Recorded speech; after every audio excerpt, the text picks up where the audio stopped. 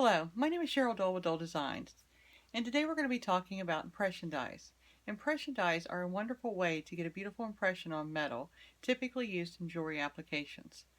This impression die happens to be steel. It's from Faro Valley Tools, and I'll be posting links to the various locations you can obtain impression dies in the video or in the comments below in the description. This one here is by Potter USA, and this one is actually from an engraved piece. And this one is from Black Magic Silversmith Shop. They're usually steel.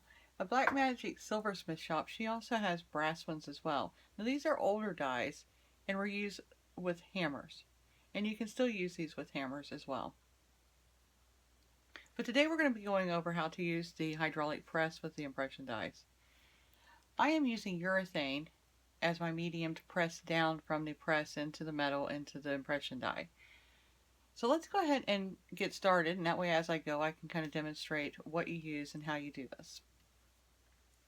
With the brass one, for instance, from Black Magic Silversmith Shop, you can take a piece of annealed 24 gauge copper. Now you can use various gauges, but that's what I'm using currently. And then you want to oil your impression die. I'm using the M1 lubricant from Starrett. You can also use WD-40, whatever kind of lubricant you can get, typically like tool lubricant.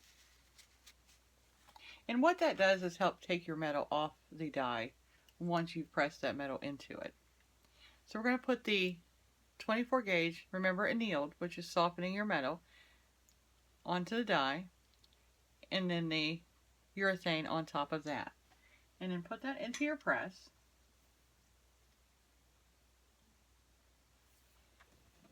And then we're going to go ahead and press that.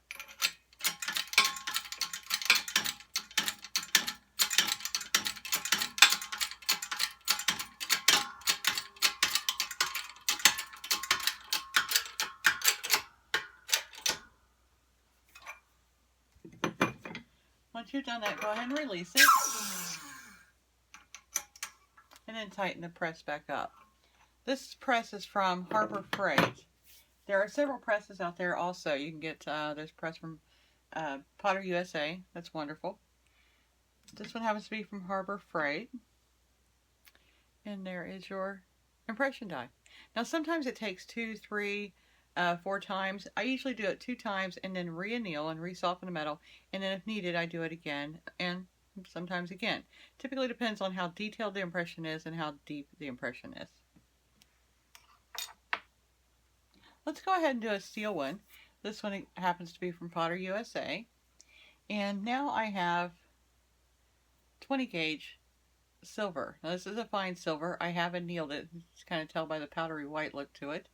And we're going to go ahead and spray again. Spray the steel die. This is a cute little hibiscus flower. And I have actually not used this die yet, so we'll get to see together how this comes out. Again, our annealed silver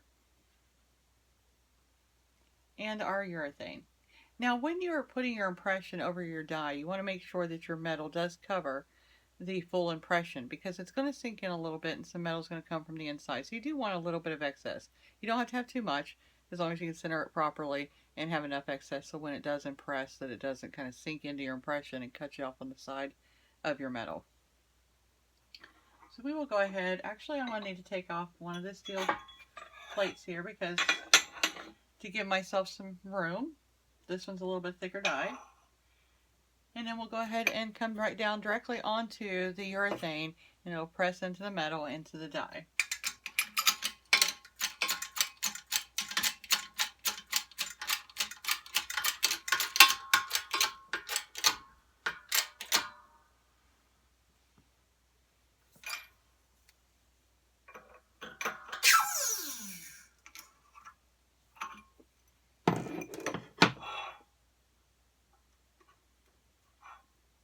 Oh well, that's beautiful. Now let's, for example, like I said, I usually do it 2 times and then anneal and then do it again. There's more detail that we can pick up on this, so let's go ahead and run it through again. Now when you reposition your die back in, you can kind of hold it until it kind of clicks in place, and then you know you're not going to get like a mirror image on it. They usually do very well after the first time of pushing the metal down into it. It's usually very easy to go back in then and get the metal back clicked in.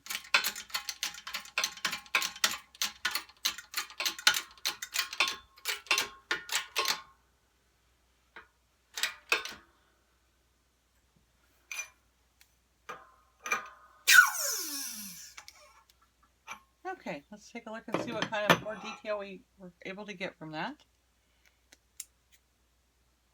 Oh, beautiful. So then that can be used, it can be sawed out, and then it can be filed down, and either you can solder that onto a back plate and punch a little hole in it for the air escape and then solder that onto a back plate, or solder it onto another design, or use it itself, like in a little earring drop or something like that, or charm drop. Let me show you an example.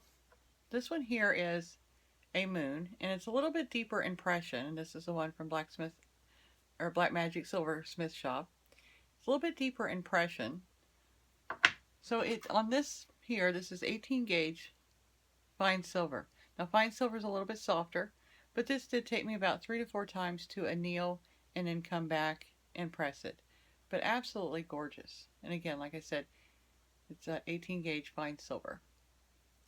And this is what that looks like in a pendant. So if you're using it in a pendant, I have it at the very top there, and then the rest of that is hand stamped. But in the very top right here is our moon and sun impression die.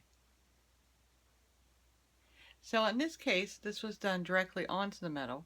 A lot of times it'll be done onto metal piece separately and then soldered on. You can do it either way depending on your design ideas. So that is using impression dies with a 20-ton hydraulic press, and then again the hydraulic press is from Harbor Freight. So please, if you have any questions, please comment below. One of the things that we talked about were annealing metal. So you anneal your metal in between each process. I do it 2 times, then anneal, and then come back and do it again. Thank you very much for watching. Please subscribe to our YouTube channel. We'll be having more videos coming up soon.